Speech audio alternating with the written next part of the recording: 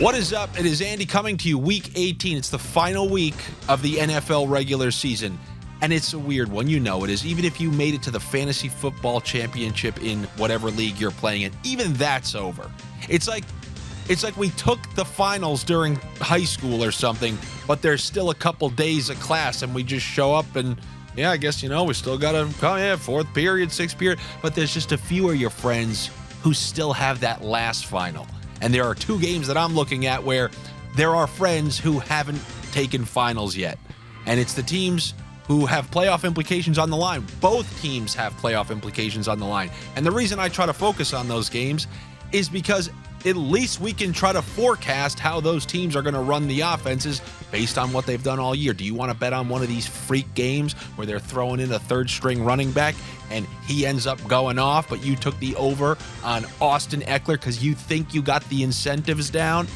I do want to say this. If you want to be an incentive chaser, Dave, my guy at Odd Shopper, L. Ron Hubbard as I called him, he has a thread on Twitter. You can check all of that out. He's got all the incentives and things like that.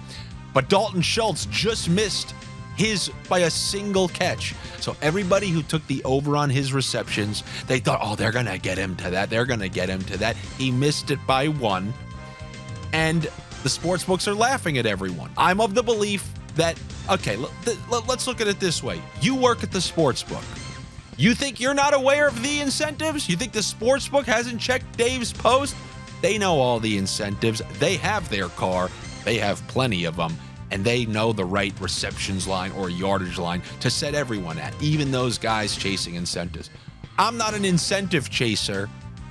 I am a who needs to get into the playoff, who hasn't taken finals chaser. And those are most of the games that I'm going to be looking at. But a slate like this, where some teams are playing other teams where there's nothing on the line, where one team has something on, like, Bucks, Panthers, stuff like that, there really isn't a better time to go to Area 51 and get some analytics plays on a slate like this. You know it's true. That's why I'm going to lead you off with one of them. And the first Area 51 bunker prop, top plus EV on the day, that's the Jared Goff over on passing yards. And I can see this one. The way that game ended in Dallas, do you really want to kind of mail in the final performance after the way that debacle ended and then go into the playoffs 2 games? You see Dan Campbell and that golden middle yellow tooth of his on the bottom. Oh, I hope you guys don't know what it is, because the next time you see it, it's going to be like watching the tape from The Ring. You're just not going to be the same after it.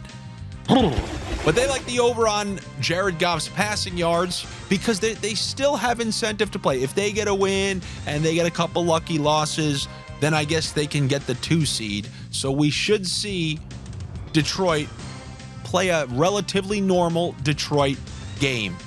And we know how to beat Minnesota. You throw on them. They're usually way better against the run. And also, Goff is one of these smart quarterbacks where if you're going to just send the house and try to blitz him left and right, he's going to have his quick reads. And think about all the guys they got there who you can just get it out of your hand and get it to him. St. Brown and Gibbs in the backfield. There are so many guys that he can complete it to, get it out of his hands, and get those passing yards. So Area 51 is going over on Goff's passing yards. I agree with that. Another one they like in a game that matters, one of your friends who hasn't taken finals yet, they like the over 10.5 receiving yards on Dawson Knox. I know. I'm like you, thinking, oh my God, since he's come back and him and Kincaid and they're running the ball all the time. I know. I have those same thoughts as you. But then again, 10.5 yards, that's probably one. And sometimes you got to trust those guys trying to reverse engineer spacecraft. They know what they're doing in there. They know which wires they got to be putting where. And they say it. I believe it. Let's go over 10.5 receiving yards for Dawson Knox. And if you want to access more of these, the whole list of them, I have an Area 51 link. It's pretty hilarious. If you don't want to click it, at least look at it because it's pretty funny. A custom Area 51 link that will give you access to Odd Shopper Premium, and they give me credit if I send you there using my Area 51 link. So if you want more of those, especially for a slate like this, I think it's beneficial. And also, it's got all sports. You basketball guys, It's got a bunch of analytics for you, and even us hockey guys, bunch of stuff there. So definitely go check that out. Now I think we should talk about my two games. I'm going to focus on two games here.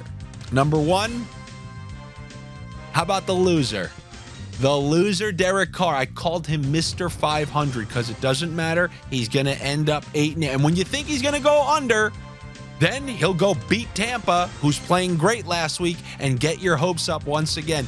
And what do we know? He's 500. And I joked earlier this year, I bet you he ends with a tie if he needs to. You want to bet tie, that's going to be some crazy odds. But he is exactly what we thought, or at least I thought he was for all those years in Oakland, Vegas. Finally nice to see everyone else come around. But they're playing Atlanta in a fight to stay alive to hope that they can weasel into the playoffs. And I'm going to look at that Atlanta side of the ball. My suspicion is that all the people who've been criticizing the Falcons for not getting their high draft picks involved, I'm taking the overs on the guys who they've been screaming at them to get the ball to all season long. We have seen when push comes to shove and the season's on the line, they're willing to go to these guys more and more. I'm going to go with the over on receiving yards and receptions for Bijan Robinson with even a side slice of 25 plus. It's a slight alt on his receiving. I think they're going to try to get the ball to him in space. You know they like throwing to it. I mean, he had a ton of targets 2 weeks ago. I believe not so many last week. With both of these teams playing for whatever's left of their playoff chances, I think we're going to see a couple of those screens out of the backfield, a couple of those check downs. Especially, Heineke doesn't really throw to Pitts. A couple straight weeks now. Doesn't really get Pitts too involved. Not at least as much as Ritter got it to him a little bit more.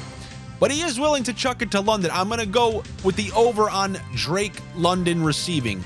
He has hit a couple for us this year. With everything on the line, their only legitimate receiver and a very good one at that, I think he's going to have enough opportunities. He's going to get his chances to have himself a day. This is a relatively low total. So I'm going to go with the over on Drake London receiving yards.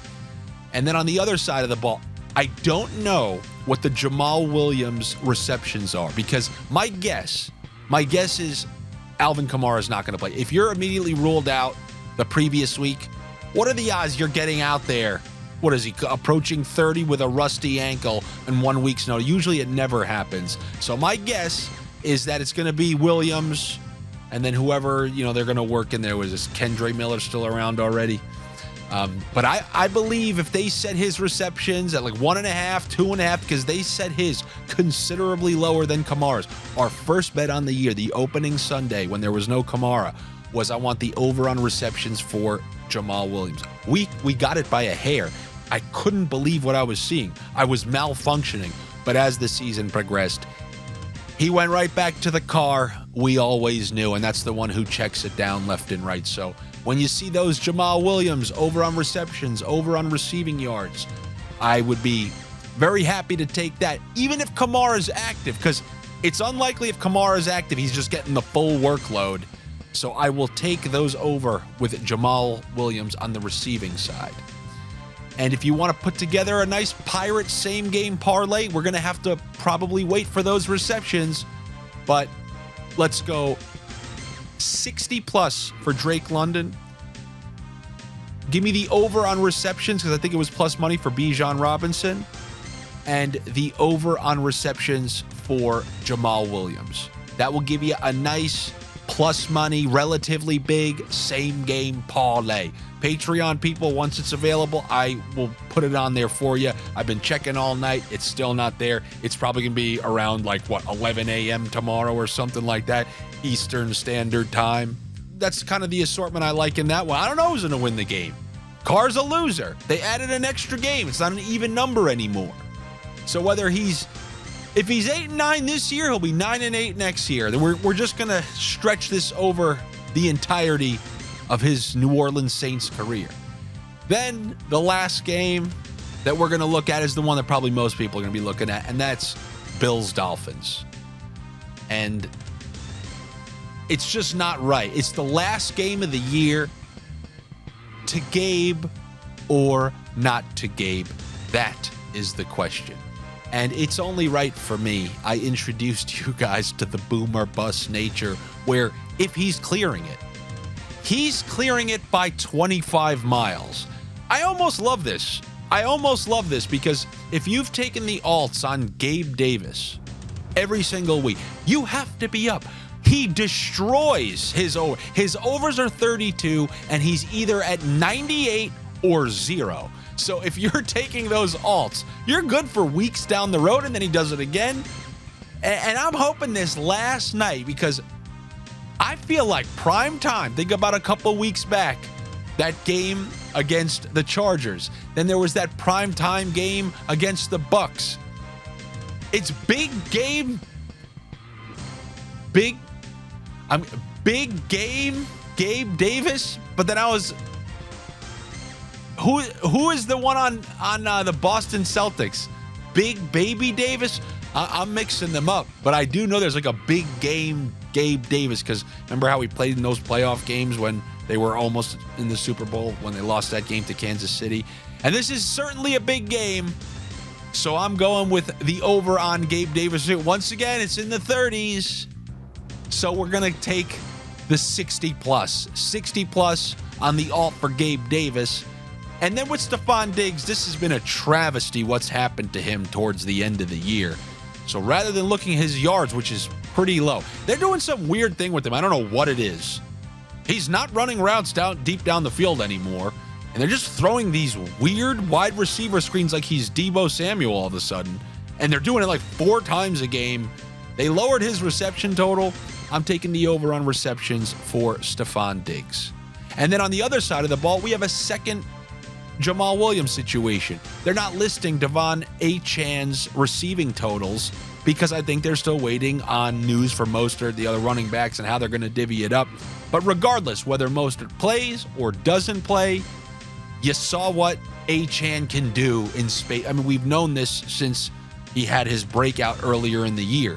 One screen can clear the receiving, this guy, he's one of these rockets who can go the whole way. And if you're going to try to get the ball out of Tua's hands and there's no Waddle, we saw a concerted effort to give him a bunch of opportunities last week, because it was him and Hill as the 2 dynamic pieces, and that was essentially it.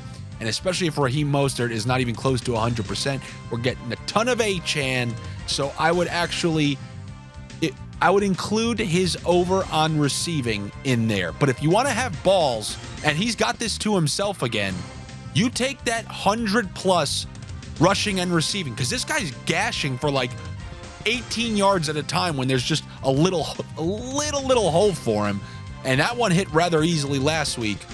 But if you want to put these together, the over on 60+ yards for Gabe Davis, the over on Stefon Diggs receptions, and then the over on receiving for Devon Achane if Mostert's out, you do a second side slice of 100+ rushing and receiving for Devon Achane. And that's what I got for you here on this final Sunday of the year. Good luck to you. Better luck to me. Do me a favor and subscribe here to my YouTube channel. Last week, I was a little off. I went heavy with the receiving running back overs. Thankfully, I didn't do that again. No, I did do that again. But, what are you going to do?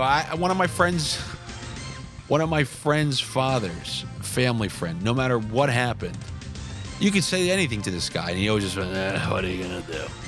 Doesn't even matter. Like, my wife cheated on me. She left me for the most important person. The 2 people I care about the most are now together. He would just go, what are you going to do? Anything was a grumbled, Croatian accented, what are you going to do? Came to my grandpa's funeral. I swear to you, he came, he looked at me, he goes, what are you going to do? So everyone, what are you going to do? I'll talk to you on Monday for some NHL bets.